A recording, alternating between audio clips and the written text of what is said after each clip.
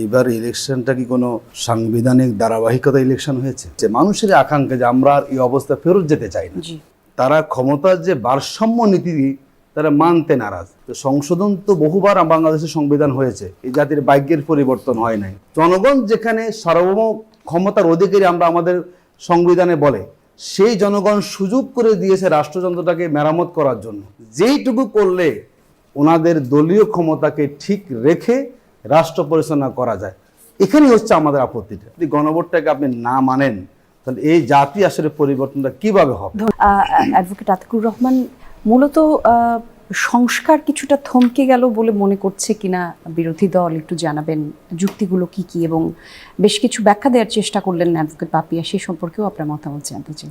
জি, ধন্যবাদ আপনাকে, ধন্যবাদ আমার সহ আলোচক এবং যারা দেশবাসী শুনছেন, আমরা সবাইকে শুভেচ্ছা এবং সালাম জানাচ্ছি। আমি বলবো যে আমাদের সংস্কার প্রক্রিয়াটা কিছুটা না, পুরোটাই থমকে গিয়েছে।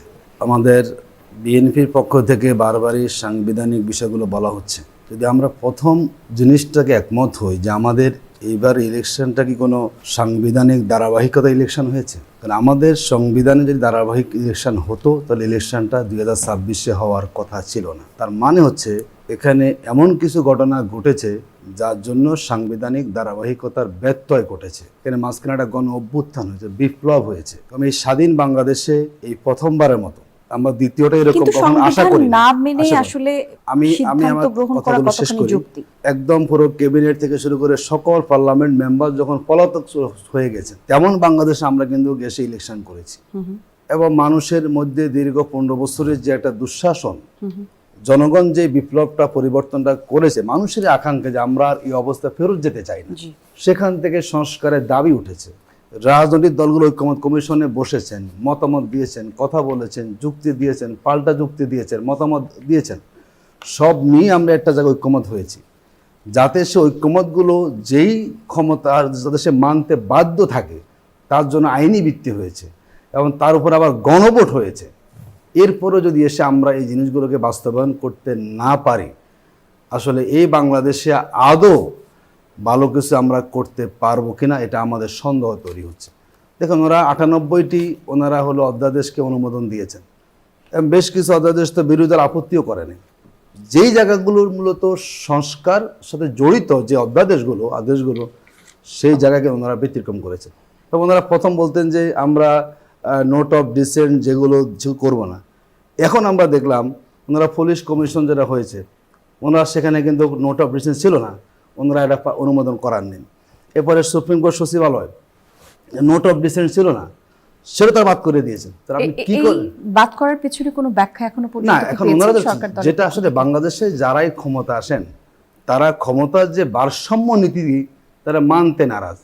কি করে ক্ষমতাটাকে কর্তৃত্ববাদী ক্ষমতা পরায়ণ হওয়া যায়, সেই মানুষগুলো থেকে যে জায়গাগুলোতে সরকারের ক্ষমতা কিছুটা ভারসাম্য আসে, জনগণের ক্ষমতা বাড়ে, রাষ্ট্র তার হলো নিজের মতো করে আপনার দলীয়করণ করার সুযোগ পায় না, সেই জায়গায় মূলত আপত্তি দিয়েছেন। দেখুন, খুবই দুর্ভাগ্যজনক। আমাদের যেটা আমরা বলি মানবাধিকার কমিশন নিয়ে বিগত বহু কথা হয়েছে, এটা অনুমোদন হয় নাই। গুম প্রতিরোধ, এটা অনুমোদন হয় নাই। দুদক অনুমোদন হয় নাই। আপনি বলেন করেছেন কি? কারণ আপনি যদি বলেন আপনি করবেন, তখন আমি গতকালকে দেখলাম, আজকে দেখলাম যে আমাদের প্রাইম মিনিস্টার বলেছেন যে আমরা অক্ষরে অক্ষরে পালন করব।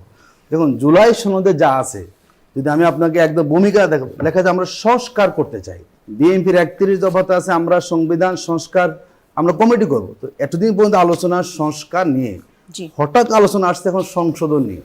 তো সংশোধন তো বহুবার বাংলাদেশের সংবিধান হয়েছে, এই জাতির ভাগ্যের পরিবর্তন হয় নাই, ফ্যাসিবাদ উত্থান ঠেকানো যায় নাই, মানুষের মুক্তি আসে নাই, রাজপথে রক্ত জড়ানো কমে নাই, আন্দোলন সংগ্রাম নিয়ন্ত্রণ করা যায়নি।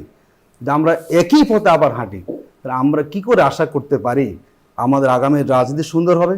আমরা কি করে আশা করতে পারি আগামীতে আর কোনো ছাত্রকে তার বুকে তাদের রক্ত দিতে হবে না? এই জায়গায় আমাদের আপত্তিটা। আমি যদি আপনাকে কোশ্চেন করি, উনি তো অনেক অভিজ্ঞ রাজনীতিবিদ এবং তিনি খুবই বিজ্ঞ আইনজীবীও। এই অধ্যাদেশগুলো যদি অনুমোদন হতো, বিএনপির সমস্যাটা কী ছিল বলুন তো? জনগণ চেয়েছে, গণভোটে রায় হয়েছে। জনগণ যেখানে সার্বভৌম ক্ষমতার অধিকারী আমরা আমাদের সংবিধানে বলে, সেই জনগণ সুযোগ করে দিয়েছে রাষ্ট্রযন্ত্রটাকে মেরামত করার জন্য।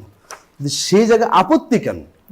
নিঃসন্দেহে দুরভিসন্ধি এখানে আসে। তখন এমন করে করতে চাচ্ছেন যেইটুকু করলে ওনাদের দলীয় ক্ষমতাকে ঠিক রেখে রাষ্ট্র পরিচালনা করা যায়, এখানেই হচ্ছে আমাদের আপত্তিটা। আমরা এর আগে বলেছিলাম যে গণভোটে আপনারা আপত্তি কেন করছেন, এরপর ওনারা গণভোটে সায় দিয়েছেন।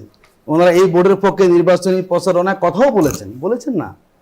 দুর্ভাগ্য হচ্ছে যেই নির্বাচন কমিশন আপনাকে একটা নির্বাচনী তফসিল দিল, একই অধীনে আপনি ইলেকশনটাকে নিয়ে ক্ষমতা ভোগ জি, করছেন, ধন্যবাদ আবার একই কমিশনের অধীনে যদি গণভোটটাকে আপনি না মানেন, তাহলে এই জাতি আসলে পরিবর্তনটা কিভাবে হবে? ধন্যবাদ আপনাকে অ্যাডভোকেট পাপিয়া। বেশ